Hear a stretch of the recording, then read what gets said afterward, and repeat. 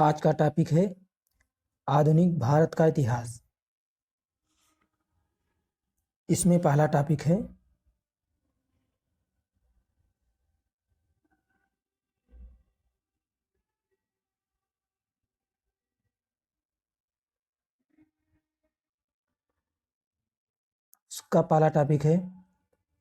यूरोपीय कंपनियों का आगमन। इसको सबसे पहले नोट्स पढ़ेंगे। नोट्स पढ़ने के बाद क्वेश्चन आंसर देखेंगे। वास्को डी गामा गुजराती पथ प्रदर्शक अहमद इन मजीज की सहायता से भारत के पश्चिमी तट पर स्थित बंदरगाह कालीकट 20 मई 1498 को पहुंचा। वास्को डी गामा जो था अहमद इन मजीद की सहायता से भारत की पश्चिमी तट बंदरगाह जो था कालीकट पर 20 मई 1498 को पहुंचा। उसने यहाँ पहुंचकर भारत के नए समुद्री मार्ग की खोज की। यहाँ पहुंचकर भारत के नए समुद्री मार्ग की खोज की। कालीकट के तत्कालीन शासक जमोरिन ने वास्को डी गामा का स्वागत किया। जो कालीकट का उस समय का जो शासक था जमोरिन थे, वास्को डी गामा का स्वागत किया।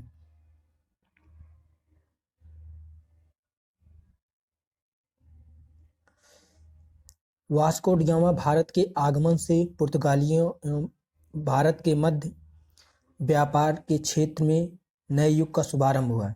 वास्को डी गामा आने से भारत और यूरोपीय के मध्य व्यापार का एक नया व्यापार प्रारंभ हुआ। वास्को डी गामा ने कालीकट पर मिर्च के 60 गुना अधिक मुनाफा कमाया। वास्को डी गामा ने काली मिर्च के व्यापार से 60 गुना अधिक मुनाफा कमाया, जिससे अन्य पुर्तगालियों को भी प्रोत्साहन मिला। 1505 में फ्रांसिस्को द अल्मीडा भारत में प्रथम पुर्तगाली वायसराय एवं गवर्नर बना। 1505 में फ्रांसिस्को द अल्मीडा था भारत में प्रथम पुर्तगाली वायसराय गवर्नर। भारत में प्रथम पुर्तगाली viceroy governor Francisco de Almeida था, कब 1505 में बनकर आया।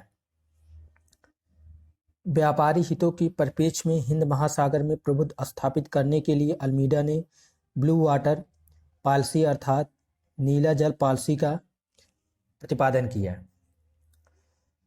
व्यापार के अपने हित के लिए हिंद महासागर में अपना प्रभुत्व स्थापित करने के लिए अल्मीडा ने ब्लू वाटर पॉलिसी, इसे हिंदी में नीला जल की नीति का प्रतिपादन किया। ब्लू वाटर पॉलिसी पूछेगा किससे संबंधित है? अल्मीडा से संबंधित है। अल्मीडा के बाद अल्फांसो द अल्बुकर्क 1509 में गवर्नर बनकर आया। अल्मीडा के बाद अल्फांसो द अल्बुकर्क 1509 में गवर्नर बनकर आया।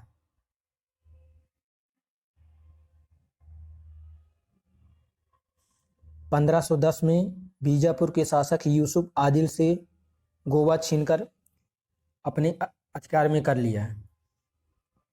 1510 में बीजापुर के शासक जो थे यूसुफ आदिल खान से गोवा छीनकर अपने अधिकार में कर लिए। इसे भारत में पुर्तगाली शक्ति का वास्तविक संस्थापक कहा जाता है। भारत में पुर्तगाली शक्ति का वास्तविक जो संस्थापक है अल्फांसो द अल्बुकर्क है। अल्बुकर्क ने 1511 ईस्वी में दक्षिण पूर्वी एशिया में मंडी मलक्का में 1505 में फारस की खाड़ी के मुहाने पर स्थित हरमुज पर अधिकार कर लिया।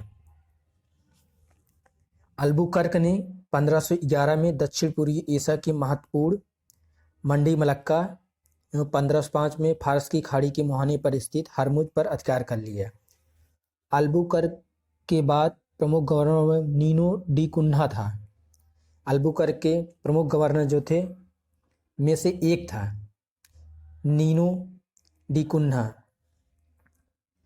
नीनो डी कुन्हा 1529 से 1529 तक गवर्नर रहा। पुर्तगाली वास्को डी गामा ने भारत के मार्ग की खोज की।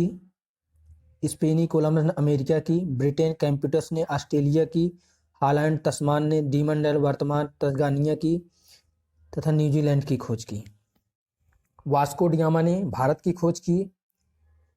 स्पेन का यात्री जो कोलंबस था अमेरिका की खोज की ब्रिटेन का जो था कैप्टन कुक ने ऑस्ट्रेलिया की खोज की। हॉलैंड के तस्मान ने वान डीमस लैंड वर्तमान तस्मानिया तथा न्यूजीलैंड की खोज की।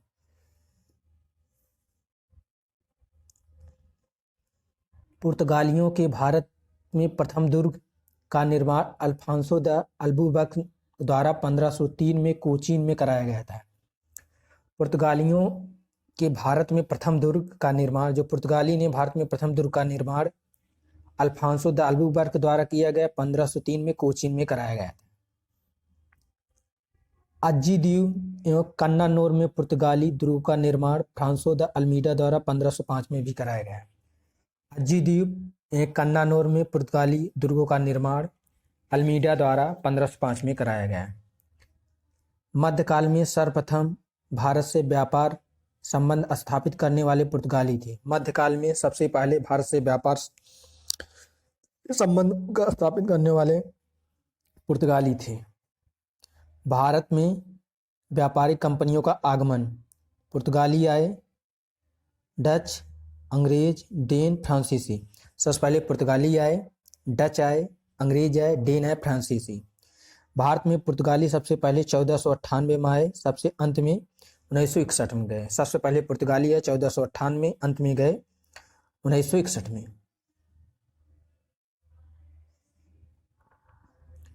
वर्ष 1900 गोवा में पुर्तगाली गवर्नर मैनुअल एंटोनियो वस्सालो सिल्वा था। 1961 में गोवा का पुर्तगाली गवर्नर जनरल जो था मैनुअल एंटोनियो वस्सालो सिल्वा था। भारत की स्वतंत्रता प्राप्त के दौरान गोवा का गवर्नर जनरल जोसे फेरिरा बुस्का था। भारत की स्वतंत्रता के समय जो गोवा का गवर्नर जनरल था जोसे फेरिरा बुस्का था। यूरोपीय शक्तियों से सर्वप्रथम पुर्तगाली व्यापारियों ने भारत में समुद्री केंद्र स्थापित किया। यूरोपीय शक्ति से सबसे पहले यूरोपीय शक्ति में देखा जाए सबसे पहले पुर्तगाली भारत में सामुद्रिक व्यापार केंद्र स्थापित किए। पुर्तगालियों ने 1503 में कोचीन में पहली फैक्ट्री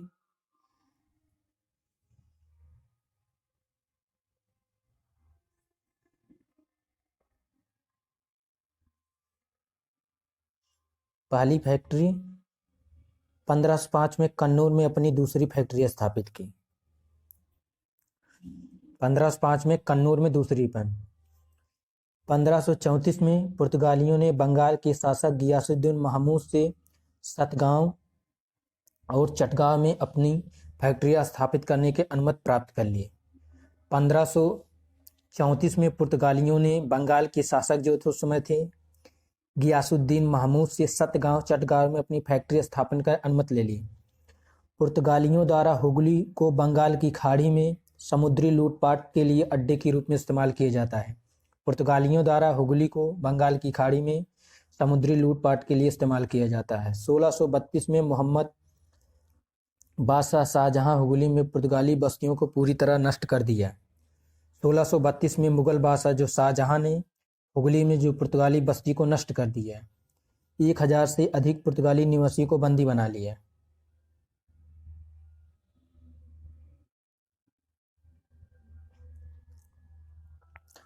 कासिम बाजार की फैक्ट्री के प्रमुख जाब चारनाक ने अंग्रेजों के व्यापार केंद्र के हुगली के स्थान पर सुतानूती और सुतनौती को चुना।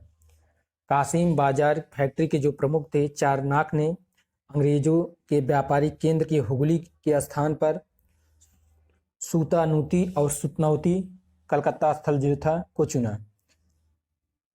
कोची 1814 में ब्रिटिश उपनिवेश के तहत शामिल है। जो कोची था 1814 में ब्रिटिश उपनिवेश के तहत शामिल हुआ।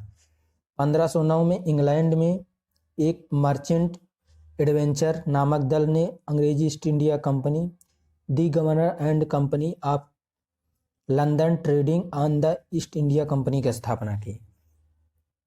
1599 में इंग्लैंड में एक मर्चेंट एडवेंचर नामक दल ने अंग्रेजी ईस्ट इंडिया कंपनी अथवा the governor and company of merchant of the London trading into the East India की स्थापना हुई।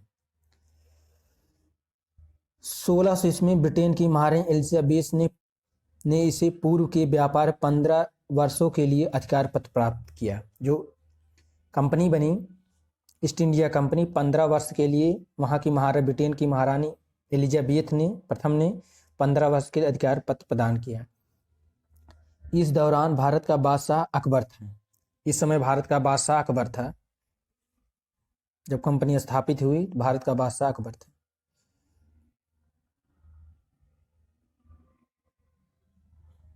लीवेंट कंपनी को 1593 स्थल मार्ग से भारत में व्यापार करने का अधिकार मिला। जो लीवेंट कंपनी को 1593 स्थल मार्ग से भारत से व्यापार करने का अधिकार मिला। जहांगीर के शासनकाल में ईस्ट इंडिया कंपनी सर्वप्रथम 1600 मछलीपट्टनम अथवा जिसे मछलीपट्टनम में एक अस्थायी कारखाना खोला। शाहजहां शासनकाल में ईस्ट इंडिया कंपनी ने सबसे पहले 1611 में मछलीपट्टनम जिसे मछलीपट्टनम भी कहते हैं अस्थायी कारखाना खोला। 1613 में सूरत में स्थापित कारखाना अंग्रेजों का प्रथम अस्थायी कारखाना। 1613 में सूरत में अंग्रेज का अस्थायी कारखाना खुला। सूरत में डचों के द्वारा 1616, फ्रांसिस्को द्वारा 1668 में स्थापित किए गए। सूरत में डचों द्वारा फैक्ट्री 1616, फ्रांसिस्को द्वारा 1668 में स्थापित किया गया। थॉमस बेस्ट नामक अंग्रेज अधिकारी ने पुर्तगालियों को स्वाली नामक के स्थान पर हराया था। थॉमस बेस्ट नामक अंग्रेज अधिकारी ने पुर्तगालियों को स्वाली के नामक स्थान पर हराया। 1661 में इंग्लैंड के सम्राट चार्ल्स द्वितीय का विवाह पुर्तगाल की राजकुमारी कैथरीन से होने पर मुंबई उपहार के रूप में प्राप्त हुआ। 1661 में इंग्लैंड के सम्राट चार्ल्स द्वितीय का विवाह पुर्तगाली की राजकुमारी कैथरीन से होने पर चार्ल्स को बम्बई उपहार के रूप में प्राप्त हुआ, जिसे 1668 में 10 पाउंड वार्षिक किराए पर ब्रिटिश इंडिया कंपनी को दे दिया गया। जिसे 1668 में 10 पाउंड वार्षिक किराए पर ब्रिटिश इंडिया को दे दिया गया। बम्बई के गवर्नर जनरल जॉन चार्ल्स ने 1688 में बम्बई और पश्चिमी समुद्र के तट पर मुगल बादशाहों को घेर डाला और मक्का जाने वाले हज यात्री को बंदी बनाने का प्रयास किया। बम्बई के अंग्रेज जो गवर्नर थे चाइल्ड ने 1688 में बम्बई और पश्चिमी तट के मुगल बंदरगाहों को घेरा और मक्का जाने वाले हज यात्री को बंदी बनाने का प्रयास किया, जिसके फलस्वरूप उसे औरंगजेब ने भारत से निष्कासित होने का आदेश दिया। जिसे गुस्सा में उसे भारत में निष्कासित होने का आदेश दिया। कर्नाटक प्रथम युद्ध जो 1746 से 1748, ऑस्ट्रिया के उत्तराधिकार युद्ध जो 1740 में हुआ।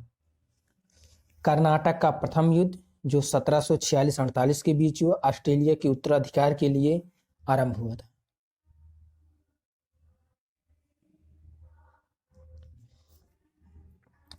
ब्रिटिश सरकारों की आज्ञा के विरुद्ध दोनों दल 1746 में युद्ध प्रारंभ हुआ।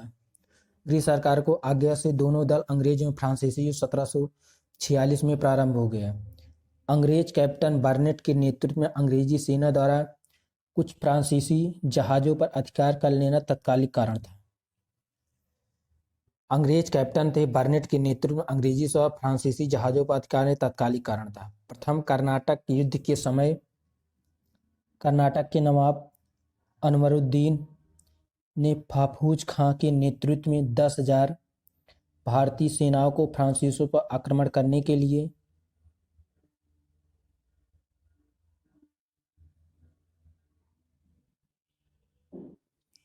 भेजा।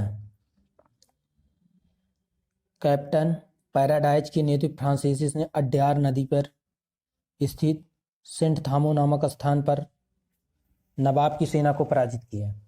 कैप्टन पैराडाइज के नेतृत्व में फ्रांसीसी सेना ने अड्यार नदी पर स्थित सेंट थामो नामक स्थान पर नवाब की सेना को पराजित किया। यूरोप में युद्ध बंद होते ही कर्नाटक का प्रथम युद्ध समाप्त हो गया। जैसे यूरोप में युद्ध बंद हुआ, कर्नाटक युद्ध भी समाप्त हो गया। इक्सला सोपेल संधि से ऑस्ट्रेलिया का उत्तराधिकार का युद्ध समाप्त हुआ। मद्रास को पुनः अंग्रेजों को पुनः प्राप्त हो गया। प्रथम कर्नाटक के इक्सला संधि से समाप्त हुआ, ऑस्ट्रेलिया के उत्तराधिकार का युद्ध समाप्त हुआ, जिसे मद्रास अंग्रेज को पुनः मिल गया।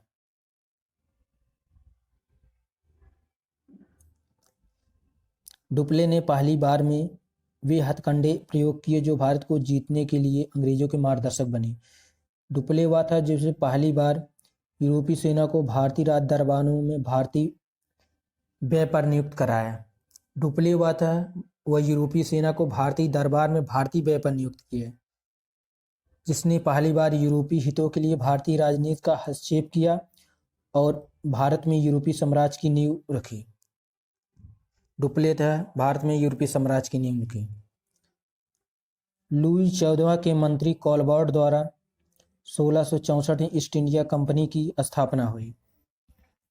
ईस्ट इंडिया कंपनी का स्थापना हुई लुई 14 के मंत्री कॉलबर्ट द्वारा 1664 में, जिसे कंपनी देश इंडियन ओरिएंटल कहा गया, जिसे कंपनी देश ओरिएंटल कहा गया। फ्रांसीसी कंपनी का निर्माण राज्य द्वारा हुआ, राज्य इसका सारा खर्च देता था। फ्रांसीसी कंपनी का निर्माण राज्य द्वारा हुआ, राज्य इसका सारा खर्च देता था।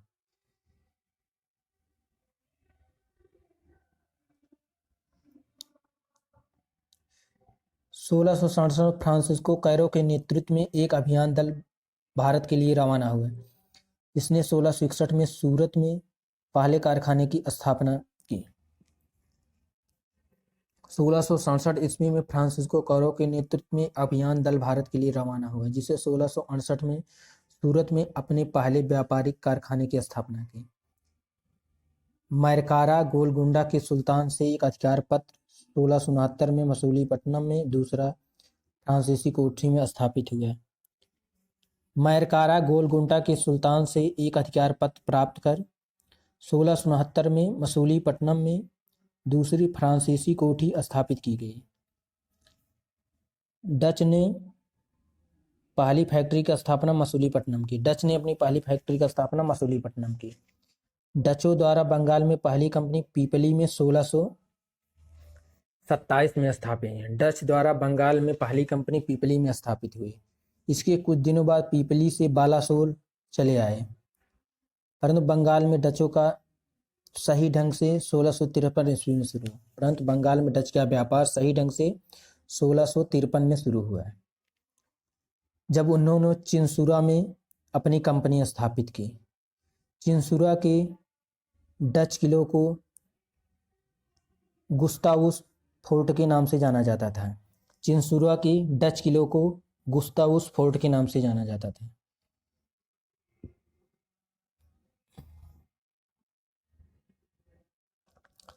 यूरोपवासियों को सोरा अफीम बिहार से प्राप्त होता था। यूरोपवासियों को सोरा अफीम व्यापार बिहार से प्राप्त होता था। अंग्रेजी शासनकाल में बिहार अफीम उत्पादन के लिए प्रसिद्ध था। अफीम उत्पादन के लिए बिहार प्रसिद्ध था। भारत में यूरोपीय शब्द का आगमन क्रम इस प्रकार है। पहले पुर्तगाली आए, डच आए, फिर अंग्रेज आए, डेन आए, फ्रांसीसी आए। सबसे पहले भारत में पुर्तगाली आए, फिर डच आए, अंग्रेज आए, डेन आए, लास्ट में फ्रांसीसी आए। कंपनी और उनकी स्थापना वर्ष। इस्तादो द इंडिया पुर्तगाली कंपनी की स्थापना 1498 में हुई। वेरिंग ए ओस्टो इंडिया कंपनी, जिसे डच ईस्ट इंडिया कंपनी की स्थापना 1602 में हुई। The governor and company of merchant of London trading into the East India, अंग्रेज ईस्ट इंडिया कंपनी की स्थापना हुई 1600 में। डेन ईस्ट इंडिया कंपनी की स्थापना हुई 1616 में। कंपनी देश इंडियन ओरिएंटल 1664 में हुई।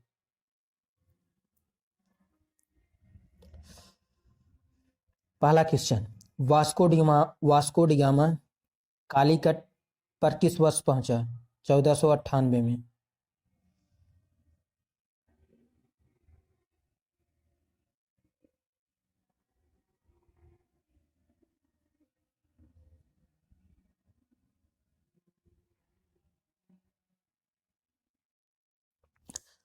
सर्वप्रथम भारत से संबंध स्थापित करने वाले पुर्तगीज थी। प्रथम पुर्तगाली वास्को डिगामा भारत के पश्चिमी तट बंदरगाह कालीकट पे 20 मई 1498 को पहुंचा। यहाँ पर जो नए समुद्री मार्ग की खोज की। कालीकट के तत्कालीन शासक जमोरिन ने वास्को डी गामा का स्वागत किया। पुर्तगालियों ने भारत में कालीकट, गोवा, दमन दीप, हुगली की बंदरगाहों में अपने कोठियां स्थापित की। मध्यकाल में सबसे पहले पुर्तगाली भारत में आए और वास्को डी गामा भारत के पश्चिमी कालीकट में पहुंचा 20 मई 1498 को। उसने पहुंचकर भारत के नए समुद्रिक मार्ग की खोज की। कालीकट के तत्कालीन से जमोरिन ने उसका स्वागत किया। पुर्तगाली व्यापारियों ने भारत में कालीकट, गोवा, दमन दीप, हुगली की बंदरगाहों में अपनी कोठियां स्थापित की। 1505 में फ्रांसीसी द अल्मीडा भारत में प्रथम पुर्तगाली वायसराय गवर्नर बने। 1505 में फ्रांसीसो द अल्मीडा भारत में प्रथम पुर्तगाली वायसराय गवर्नर बन गया। व्यापार के हितों के परिप्रेक्ष्य में हिंद महासागर में प्रभुत्व स्थापित करने के लिए अल्मीडा ने ब्लू वाटर पॉलिसी अर्थात नीला जल की नीति का प्रतिपादन किया। ब्लू वाटर पॉलिसी स्थापित करने वाला था अल्मीडा था।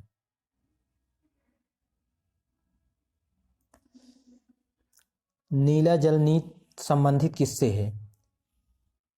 अल्मीडा से संबंधित है। भारत में सर्वप्रथम व्यापार से संबंध स्थापित करने वाले कौन थे? पुर्तगाली थे। भारत में सबसे पहले व्यापार पुर्तगाली स्थापित किए। वास्को डी गामा भारत कब आया? वास्को डी गामा भारत 1498 में आया। पुर्तगाली उपनिवेश का प्रथम वायसराय कौन था? अल्मीडा था। पुर्तगाली उपनिवेश का प्रथम वायसराय अल्मीडा था।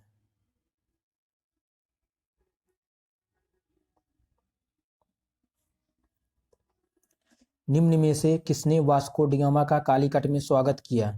जमोरिन थे। वास्को डी गामा का कालीकट में स्वागत जमोरिन ने किया। सूची 1 सूची 2 का मिलान करना है।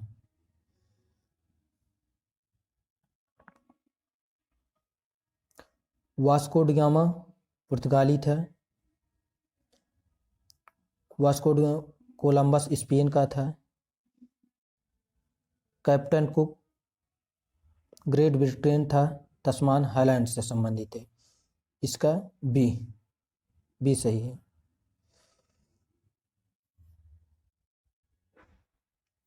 पुर्तगाली यात्री वास्को डी गामा ने भारत के मार्ग की खोज की। स्पेन यात्री कोलंबस ने अमेरिका की।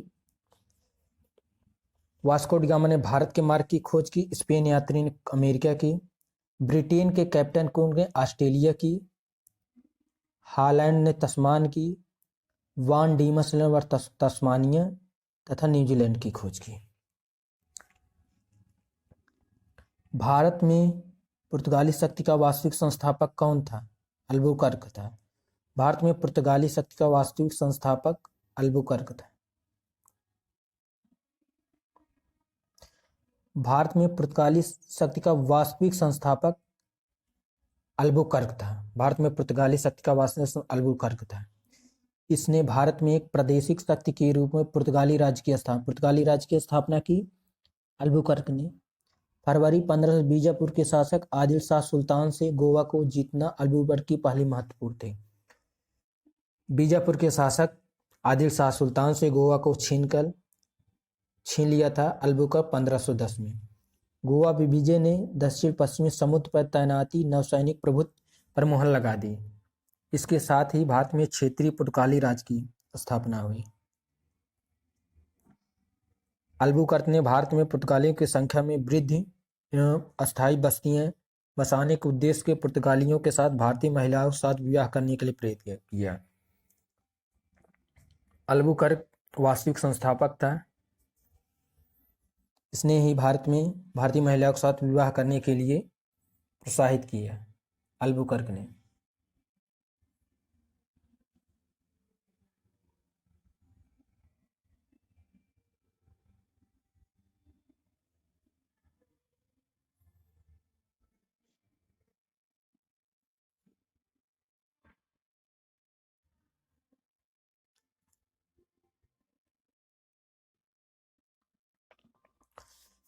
भारत में यूरोपीय शक्तियों के प्रवेश के संदर्भ में कौन सा कथन सही नहीं है? पुर्तगाल गोवा पर कब्जा की, ये गलत है। पुर्तगालियों गोवा पर कब्जा 1498 में गए। अंग्रेजों ने प्रथम अपना पार, और सब सही है। अंग्रेजों ने अपना पहला कारखाना दक्षिण मसूलीपट्टनम में लगाया, ये भी सही है। पूर्वी भारत में अंग्रेज कंपनी से 1603 उड़ीसा में पहला कदम, ये भी सही है। डुप्ले के नेतृत्व फ्रांस 1400 मद्रास पर कब्जे, ये भी सही है। इसका उत्तर ये हो जाएगा।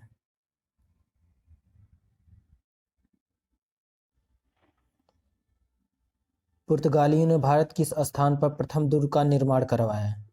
कोचीन में। पुर्तगालियों ने भारत में प्रथम दुर्ग का निर्माण कोचीन में कराया। पुर्तगालियों ने प्रथम दुर्ग का निर्माण अल्फांसो अल्बुकर्क तथा कोचीन में कराया था।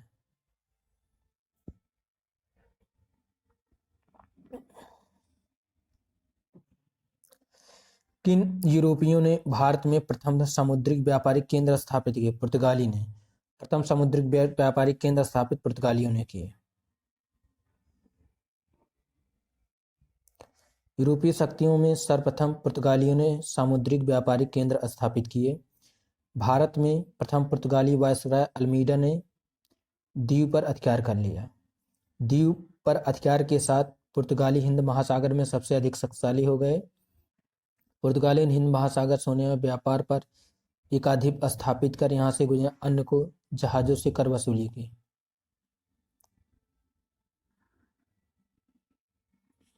बंगाल की निम्नलिखित फैक्ट्रियों में से एक जो पुर्तगाली द्वारा स्थापित किया गया, हुगली। बंगाल में फैक्ट्री पुर्तगाली ने बंगाल के हुगली में स्थापित की है।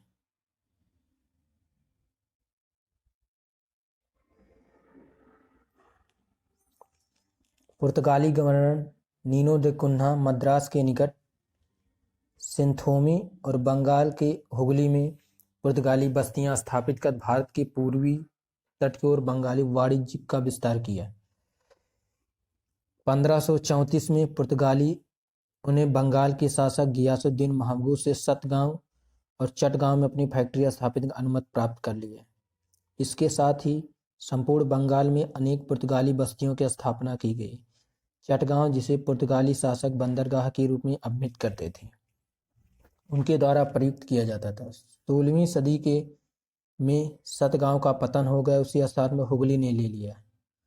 चिनसुरा में डचों ने गुस्तावुस किले का निर्माण कराया, श्री राम डेनिस का केंद्र बना।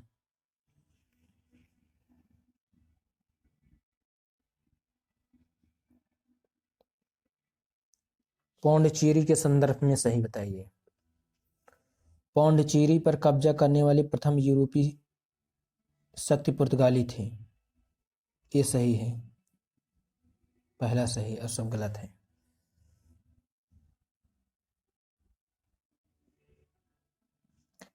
पौंडचेरी में प्रथम पुर्तगालियों ने अपना उपनिवेश स्थापित किए। इसके बाद डेन्स डचों ने अपनी कोठियां स्थापित की। 1673 में फ्रांसीसियों ने यहाँ अपनी बस्ती बसाई। अंग्रेजों ने पौंडचेरी 1793 में कब्जा कर और फिर 1814 में पेरिस की संधि के तहत इसे फ्रांस को सौंप दिया।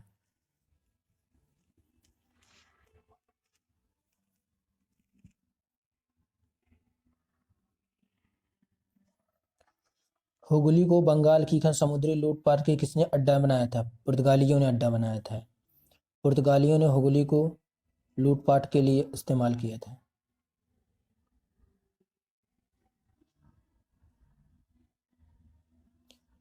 समुद्र के समुद्री डकैती के हेतु हुगली उपयोग करता था, पुर्तगाली करते थे।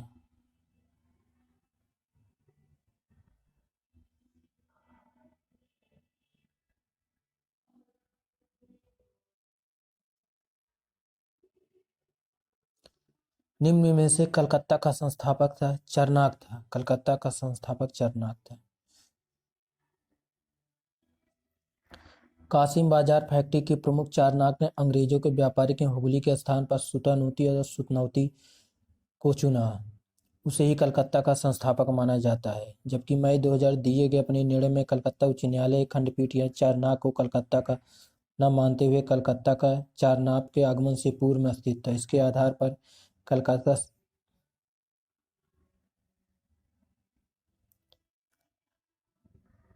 14 अगस्त 1600 को दिवस भी नहीं माना जाता है। कलकत्ता किसने बसाया? जाप चारनाक ने। कलकत्ता का संस्थापक जाप चारनाक है। निम्नलिखित में भारत का प्रथम नगर निगम स्थापित किया गया था। मद्रास में। प्रथम नगर निगम का स्थापना। आधुनिक भारत में पहला नगर निगम 1688 में मद्रास के पूर्व प्रेसिडेंसी शहर में स्थापित किया गया था।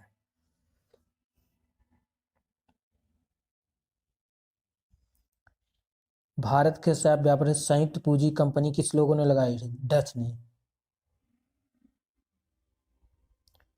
संयुक्त पूंजी कंपनी 1599 में लंदन में स्थापित east India company the governor and India company थी। इसके बाद 1602 में डच द्वारा संसद द्वारा स्थापित प्रस्ताव के संयुक्त डच इंडिया कंपनी की स्थापना की गई।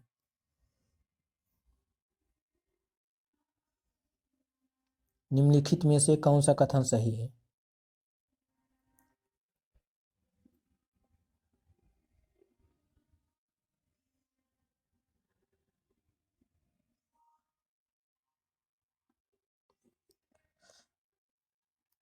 कौन सा सही है?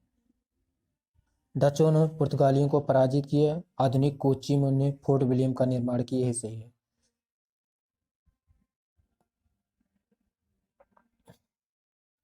डचों ने पुर्तगालियों को पराजित कर कोच्चि में फोर्ट विलियम का निर्माण कराया।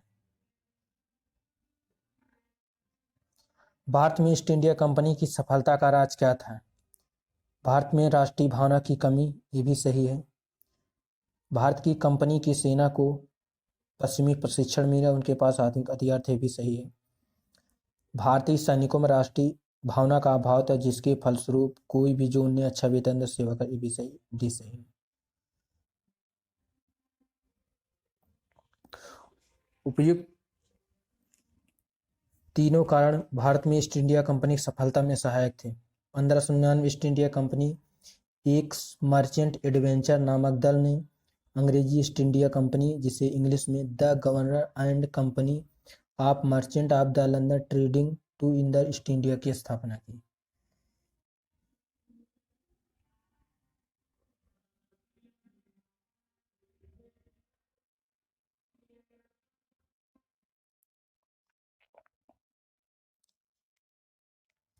निम्नलिखित ब्रिटिश कंपनियों में से किसे भारत में व्यापार करने का पहला अधिकार पत्र प्राप्त हुआ?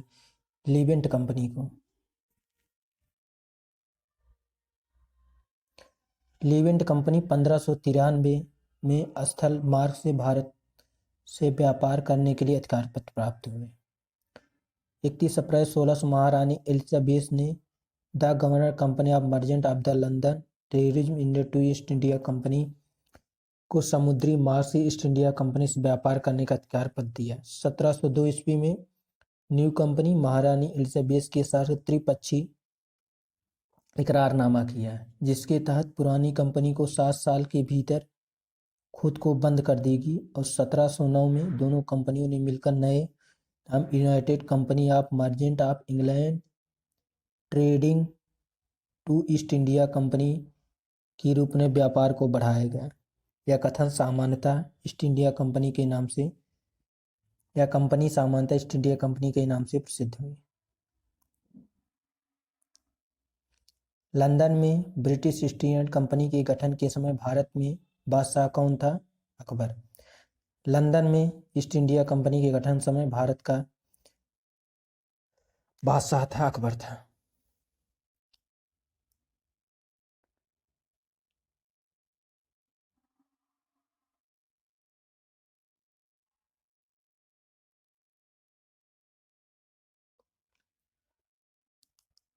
सितंबर 1599 लंदन में कुछ व्यापारियों ने लॉर्ड मेयर की अध्यक्षता में एक सभा का आयोजन किया। इससे पूर्वी द्वीप समूह के साथ व्यापार करने की योजनाएं तैयार की। इन व्यापारियों ने पूर्वी देश व्यापार करने का से 1599 में एक कंपनी का गठन किया। इसका नाम है governor and company of merchant of London trading in to East India. इसके दौरान भारत का वायसराय अकबर था। मुगल बादशाह के काल में इंग्लिश ईस्ट इंडिया कंपनी ने भारत में प्रथम कारखाना कहाँ स्थापित किया? किसके कार्यकाल काल में? जहांगीर के कार्यकाल में। जहांगीर के शासन में ईस्ट इंडिया कंपनी सन 1600 में मछलीपट्टनम में अस्थायी स्थापित किए, 1600 सूरत में अस्थायी स्थापित किए। 1613 में अंग्रेजों ने पहली फैक्ट्री कहाँ स्थापित की? सूरत में। कैप्टन मिली हाकिम ने सूरत के मुगल दरबार में 1608 में पहुंचा। सूरत में फैक्ट्री अनुमति पाने में सफल नहीं हो पाया। 1611 पुर्तगालियों को कैप्टन मिडलटन के सूरत समीप स्वालीपल्ला पहुंचा और मुगल गवर्नर से वहां अनुमति पाने में सफल रहा। कैप्टन थॉमस बेस्ट द्वारा सूरत के बंदरगाह की विजय ने पुर्तगाली एकता निरंतरता को भंग किया। तदुपरांत अंग्रेजों ने सूरत में 1613 में अस्थायी फैक्ट्री स्थापित की। यहाँ से अंग्रेजों ने अपने व्यापार को देश के दूसरे भागों में फैला। शीघ्र अहमदाबाद, बुरहानपुर, अजमेर, आगरा सहयोगी फैक्ट्रियां स्थापित की। 17वीं सदी के पहले चतुर्थांश निम्नलिखित में से इंग्लिश ईस्ट इंडिया कंपनी का कारखाना थे? भरूच में।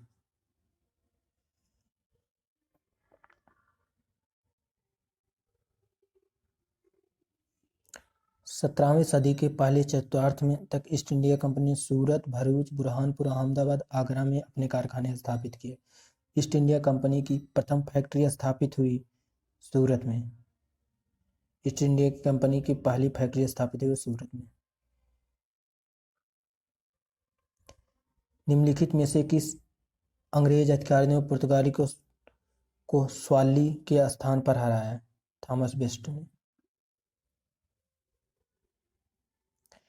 निम्नलिखित यूरोपीय व्यापारी कंपनियों में से किसने सूरत में सर्वप्रथम अपना कारखाना स्थापित? अंग्रेजों ने। कंपनी ने ब्रिटिश इंडिया कंपनी ने सूरत में फैक्ट्री स्थापित। 1613 में जहांगीर ने सूरत में अस्थायी कारखाना स्थापित करने की अनुमति दी थी। सूरत में डचों द्वारा 1613 में, अंग्रेजों द्वारा 1668 में स्थापित किए। 1611 मछलीपट्टनम में अपना कारखाना स्थापित किया जो अस्थायी था। इन्होंने अपना स्थायी कारखाना 1613 में सूरत में स्थापित किया। फ्रांसीसियों ने अपना प्रथम कारखाना 1600 सूरत में स्थापित किया।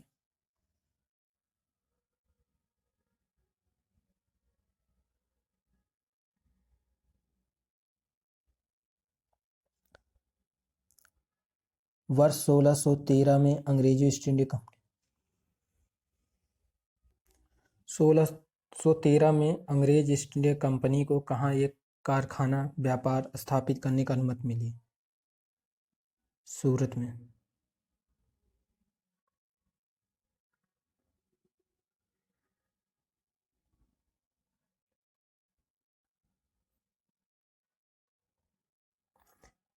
ईस्ट इंडिया कंपनी के प्रारंभिक दौर में वेस्टर्न प्रेसिडेंसी कहाँ थी? सूरत में। ईस्ट इंडिया कंपनी के प्रारंभिक दौर में वेस्टर्न प्रेसिडेंसी कहाँ थी? सूरत में थे। ईस्ट इंडिया कंपनी का आरंभ में सूरत प्रेसिडेंसी, बाद में यहाँ बॉम्बे स्थापित की गई। ईस्ट इंडिया कंपनी ने बम्बई के किससे लिया था? ब्रिटिश इंडिया कंपनी ने बम्बई किससे लिया था? पुर्तगालियों से। ब्रिटिश ईस्ट इंडिया कंपनी ने बम्बई पुर्तगालियों से लिया था। 1611 में इंग्लैंड के चार्ल्स द्वितीय का विवाह पुर्तगाली राजकुमारी कैथरीन से होने से चार्ल्स को पुर्तगालियों द्वारा बम्बई उपहार प्रदान किया गया था, जिसे 10 पाउंड वार्षिक किराए पर 1668 में ब्रिटिश ईस्ट इंडिया कंपनी को दे दिया गया।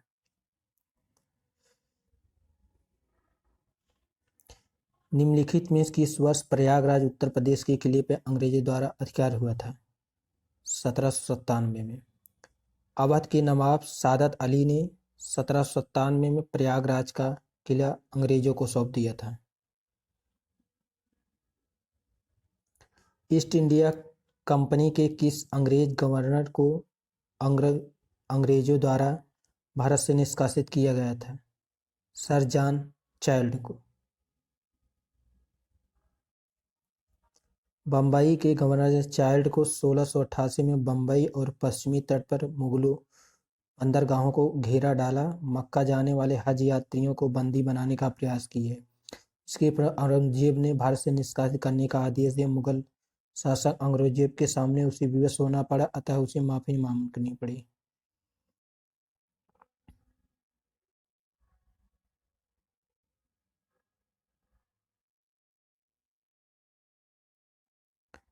प्रथम कर्नाटक युद्ध का तत्कालीन कारण था। ये भी गलत है।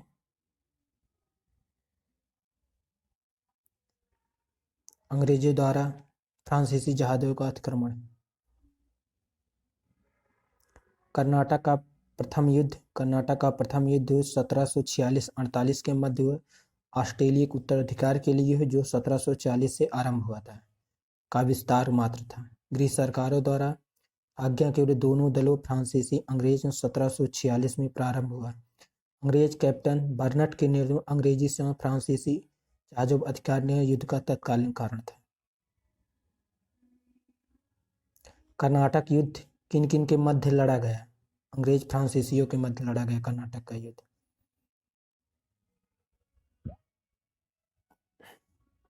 दोनों का मिलान करना है।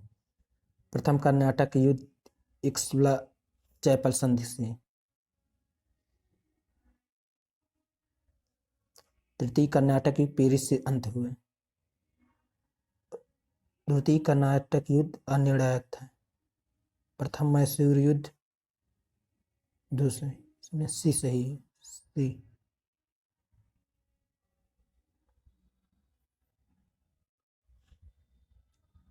प्रथम कर्नाटक इक्सला ससोपल संधि से अंत हुआ। तृतीय कर्नाटक युद्ध पेरिस संधि के। द्वितीय कर्नाटक युद्ध अनिर्णायक। प्रथम मैसूर युद्ध ब्रिटिश के हार थी।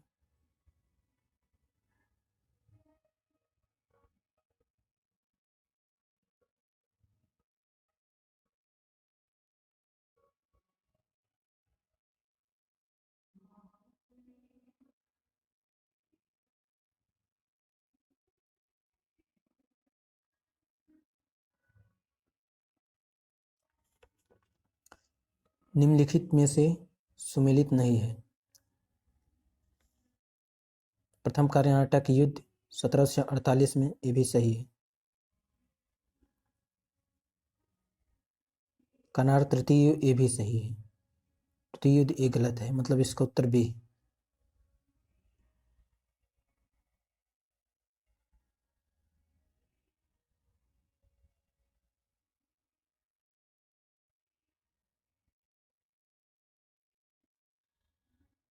कर्नाटक का प्रथम युद्ध 1746 से 48। कर्नाटक का द्वितीय युद्ध 1749 से 1754 है। कर्नाटक का तृतीय युद्ध 1758-63 में। पानीपत का तृतीय युद्ध 1761। भारत में अंग्रेज और फ्रांस में लड़े गए युद्ध को कर्नाटक युद्ध के नाम से जाना जाता है। निम्नलिखित में से कौन सा प्रथम यूरोपीय व्यक्ति था जिसने भू क्षेत्र अर्जित करने के भारतीय राजाओं के झगड़े में भाग लेने की अनुमति की? डुप्ले था। डुप्ले ने पहली बार हथकंडे के रूप में भारत को जीतने के लिए अंग्रेजों के मार्गदर्शक बने। डुप्ले प्रथम यूरोपीय जिसने भूगर्भ क्षेत्र उद्देश्य करने के भारत के झगड़ों में भाग लेने की नीति आरंभ की। डुप्ले ही था जिसने पहली बार यूरोपीय सेना को भारतीय दरबार में भारतीयों व्यय पर नियुक्त कराया, जिसने पहली बार यूरोपीय हितों के लिए भारतीय राजनीति में हस्तक्षेप किया।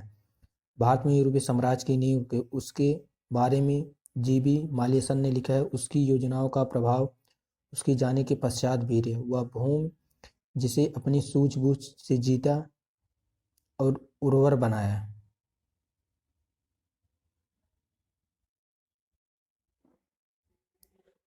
वह क्षमता जो जिसने दर्शाई उसके लौटने के तुरंत पश्चात प्रतिद्वंदियों ने उपयोग की, उससे अधिक लाभ हुआ। भारत में फ्रांसीसियों ने अपना पहला कारखाना कहाँ स्थापित किया? सूरत में। लुई 14 के मंत्री कालबार्ड द्वारा 1654 ईस्ट इंडिया कंपनी की स्थापना हुई, जिसे कंपनी द देश इंडियस ओरिएंटल कहा गया। फ्रांसीसी कंपनी का निर्माता फ्रांसीसी कंपनी का निर्माण राज्यों द्वारा हुआ, राज्य इसका सारा खर्चा देता। 1767 में फ्रांसीसी कैरो के नेतृत्व में एक अभियान दल भेजा रवाना हुआ, सूरत में अपने पहले व्यापारिक कारखाने की स्थापना की।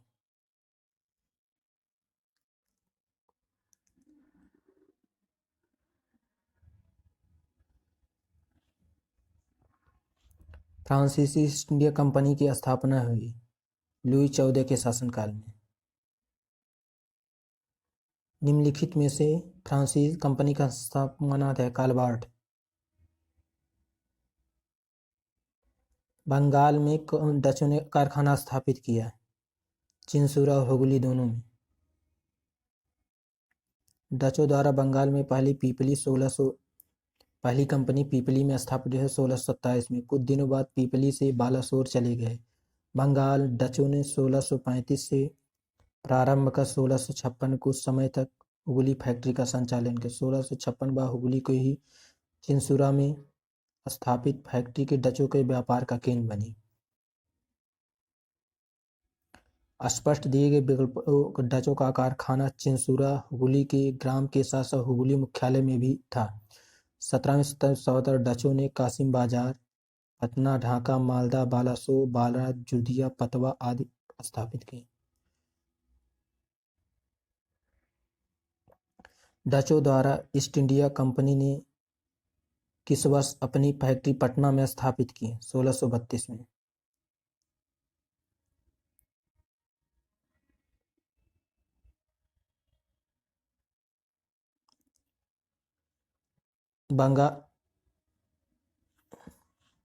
बंगाल की समुद्री व्यापार आकर्षित करने डचों ने 1615 में और 1629 में असफल प्रयास किए। बंगाल में व्यापार के अवसर उन्हें 1632 में प्राप्त। 1632 में सर्वप्रथम पटना में डच ईस्ट इंडिया कंपनी का प्रवेश हुआ। या पटना में डच फैक्ट्री का स्थापना 1632 के संदर्भ में कोई पौराणिक कसौटी पर स्पष्ट नहीं है। इतिहासकार ने ओम प्रकाश में 1638 में पटना में डच कंपनी का स्थापना संबंधी तथ्य प्रस्तुत हैं, जो आर्थिक तंगी के कारण उसी वर्ष बंद हो गए। वर्तमान में डच कंपनी स्थापना पटना कॉलेज के नाम से जाना जाता है।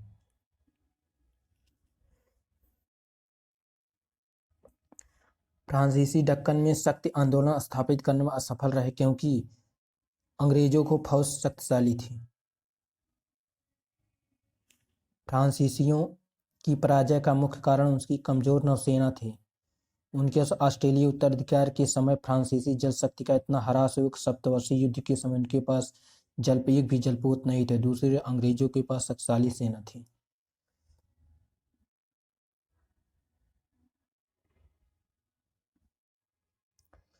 निम्नलिखित में यूरोपीय समय समय पर प्रवेश किया है। सबसे पहले पुर्तगाली आए, फिर डच आए, फिर अंग्रेज आए, लास्ट में फ्रांसीसी आए। भी सही। इस प्रकार पहले पुर्तगाली, डच, अंग्रेज, फ्रांसीसी आगमन हुए।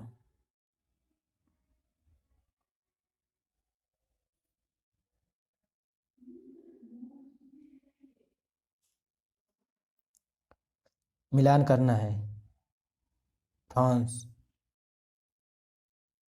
गोवा, डच, ये सही है। पौंडीचेरी फ्रेंच से, गोवा पुर्तगाली से, ट्रैकेनबार्ड डेनिश से, रुद्रास डच से।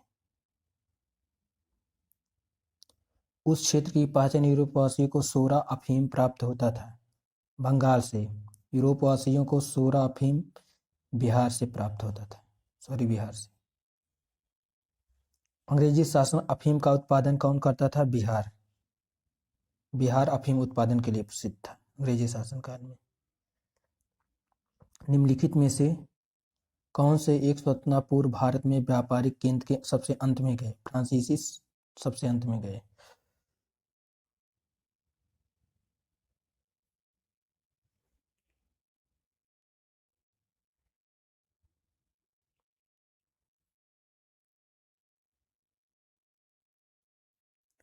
16वीं-17वीं सदी में यूरोप में अनेक राष्ट्रवादी का समय समय पर व्यापार के रूप में आए। सबसे पहले 1400 पुर्तगाली आए, 1605 में डच आए, 1600 अंग्रेज, 1654 में फ्रांसीसी का आगमन हुआ।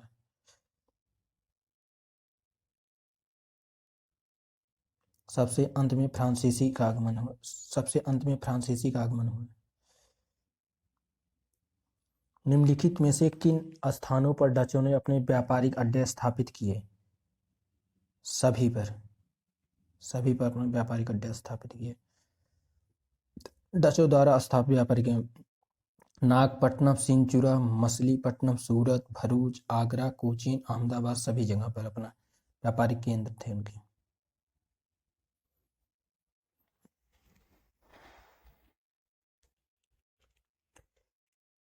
मृदा के स्वरूप उपज निम्नलिखित में से अंग्रेजों को भारत देन है, इसमें से कोई नहीं, डी सही है इसमें।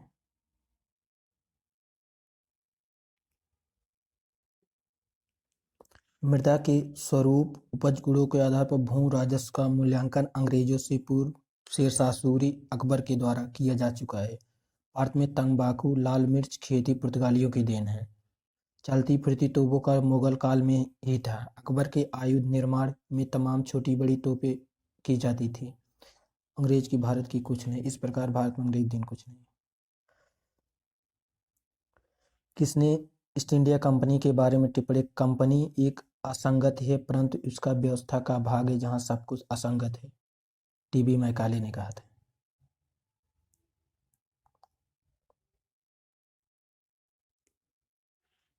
लॉर्ड थॉमसन बेबीगंटन मैकाले ब्रिटिश का राजनीति इतिहासकार था। 1834-18 वह भारत की सुप्रीम काउंसिल में लॉ कमीशन प्रधान रहा। प्रसिद्ध दंड विधान ग्रंथ द इंडियन पेनल कोड की पांडुलिपि इसी ने तैयार की थी। अंग्रेजों को भारत की सरकारी भाषा शिक्षा का माध्यम, यूरोपीय साहित्य, दर्शन, विज्ञान को शिक्षा का लक्ष्य बने इसके महत्वपूर्ण। ईस्ट इंडिया कंपनी की नीतियों पर टिप्पणी करते हुए मैकाले ने कहा था, कंपनी एक असंगत है परंतु असंगत व्यवस्था का भाग है जहां कुछ भी असंगत है।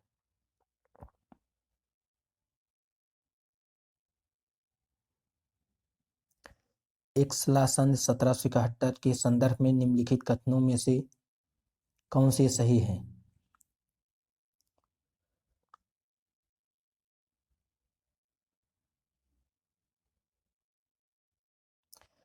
प्रथम कर्नाटक युद्ध समाप्त, ये भी सही है। अंग्रेजों द्वारा मद्रास पुनः प्रताप, ये भी सही है। इसमें सी सही है। एक्सला सोपिल की संधि 1748 में ऑस्ट्रेलिया के उत्तराधिकार का युद्ध समाप्त हो गया। यूरोप का युद्ध बंद होते कर्नाटक का प्रथम युद्ध समाप्त हो गया। मद्रास अंग्रेजों को पुनः प्राप्त हो गया।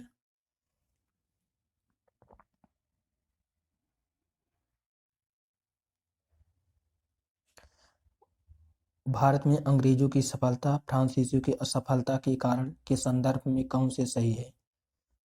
अंग्रेजों को बंगाल विजय के से अपार धन जनशक्ति मिलना, ये भी सही है।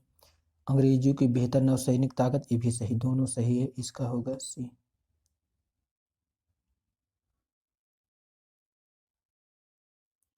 भारत में अंग्रेजों की सफलता के कई कारण थे। इसमें अंग्रेज की बेहतर नौसैनिक ताकत, बंगाल पर नियंत्रण से अपार जनधन की प्राप्ति, कंपनी की विभिन्न इकाइयों में समन्वय, योग्य नेतृत्व आदि थे।